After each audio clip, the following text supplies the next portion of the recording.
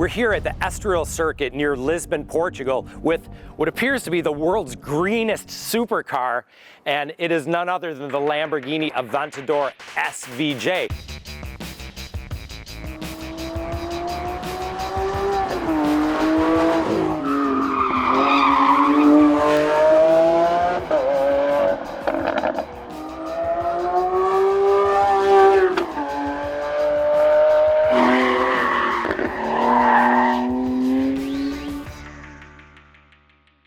Not only the greenest, but by some measures, the world's fastest, at least if you take Nürburgring time seriously. Yes, ladies and gentlemen, this is the latest record holder at the ring with a time of 6 minutes, 44 seconds and change. I think this car really warms my heart because this is a car that says it's never too late to change, it's never too late to improve. When this car came out in 2011, after development beginning in 2008, it frankly was an emotional car. It was a powerful car with about 700 horsepower. What it was not was a good track car, and the Nürburgring time proved that. Get this, almost 1 full minute slower around the ring than this SVJ. I can barely get my mind around how you make a similar car, in many ways the same car, same basic engine, go a minute faster around the ring. Yes, this car is powerful, a 6.5 liter mid-mounted V12 with now 759 horsepower. You know, we talked about what we did like about the Lamborghini. Let's talk about what we don't like. It begins with these, not these big beautiful paddle shifters, but what they control. It's the single clutch transmission that's pretty much, I believe, reached the end of its useful life. Surprising how livable they've made it. It's fine on track. I'm gonna go into Corsa mode here. Really backslapping shifts, and when you're on the track and matting it, you don't notice how kind of dithery and lurchy it is as you would out on the street. But as far as a versatile solution, it just can't compete with the best dual clutch units from Porsche, Ferrari, et al.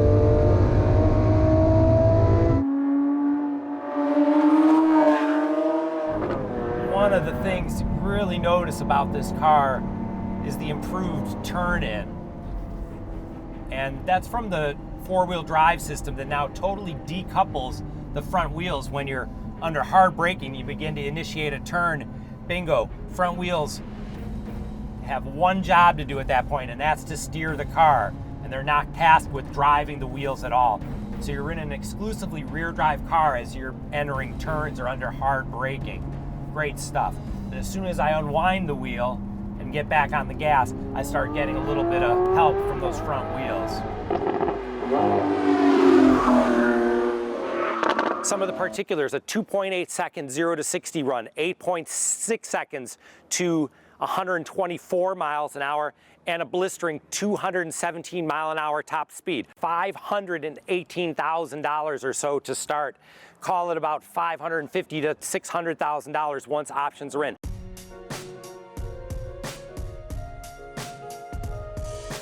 All that power, all that force aside, what makes this car almost a minute faster around the ring than before?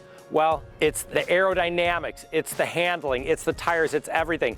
Some of the car's secret weapons is the now famous ALA system, first saw on the Lamborghini Huracan.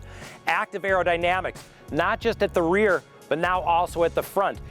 Let's not overlook the tires and the role that they play in creating that kind of ring time. These Trofeo R tires are very, very sticky, very, very track capable, and over a long period of time, which is critical at a very long ring lap of almost 7 minutes long, where traditional tires might tend to degrade.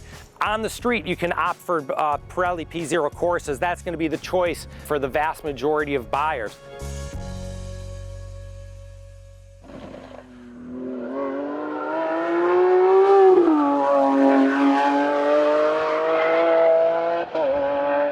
Car, the pièce de résistance is the active aerodynamics front and rear, the ALA system. I'm coming into this turn here, not going at full track speeds actually right now, but as I get onto the brakes and turn in, one side of the ALA wing shuts itself down to let air flow over the top of the wing and provide maximum downforce. The other side of the wing squeezes high pressure air out underneath the wing and kind of stalls the wing, as just like an airplane wing would stall, and actually helps generate lift at that corner. So you've got downforce. I'm going to make a right turn here. So I've got downforce on the inside right wheel and a little bit of helping lift on the outside left wheel to help this very large car pivot around corners like a much smaller car. It's a little Italian ballet.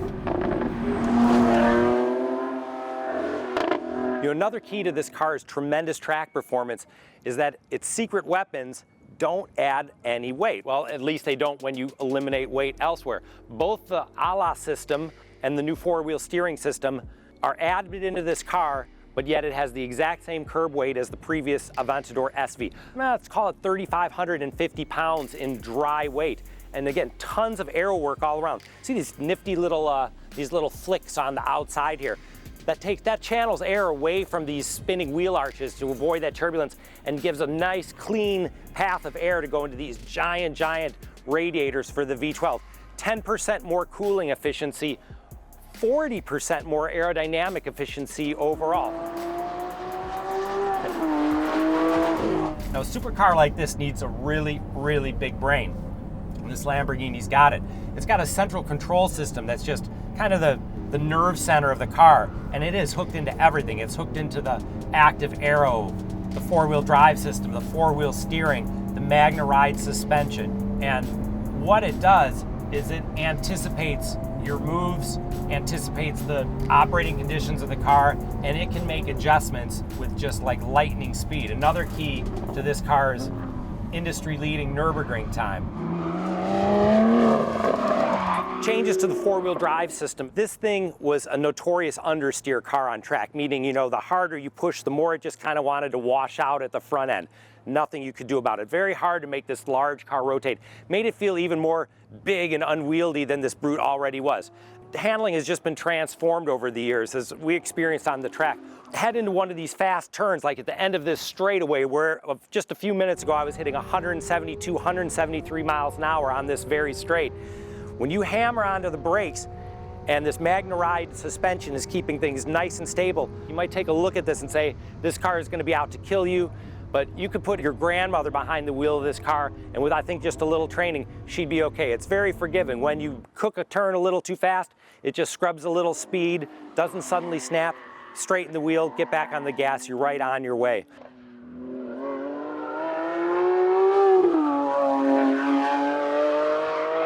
Lamborghini is rightfully proud of their commitment to a naturally aspirated, old-school V12 engine, and they are not giving it up without a fight. The next generation, sticking with the V12 and not even a twin turbo, they're going to use hybrid electric assist to try to keep up with all those turbocharged competitors, but this sound doesn't have to change a whit.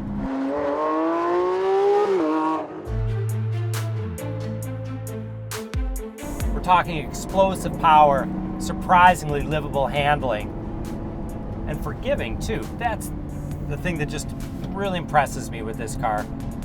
In the modern idiom of supercars, you can really extract this performance on road, on track, and not feel like you're tempting death with every move. Lamborghini Aventador SVJ kind of restores our faith in supercars, testament to that engineering evolution. A car that wasn't all that on track just a few years ago, now the king of the ring, the Lamborghini Aventador SVJ.